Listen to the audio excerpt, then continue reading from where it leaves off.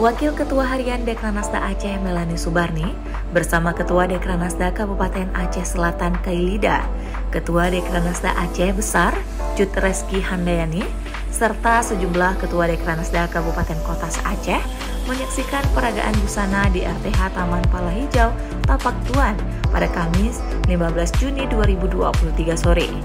Peragaan busana ini diikuti oleh 20 Dekranasda Kabupaten Kota Aceh, di mana kegiatan ini merupakan bagian dari rangkaian rapat kerja daerah Dekranasda Aceh, serta pameran kerajinan unggulan dan peluncuran produk unggulan Kabupaten Kota Aceh. Rakerda Dekranasda Aceh serta pameran kerajinan unggulan dan peluncuran produk unggulan Kabupaten Kota Aceh ini dibuka oleh Sekretaris Daerah Aceh Bustami Hamzah pada Kamis pagi dan juga dihadiri oleh sejumlah pejabat dan unsur Forkopimda Aceh Selatan.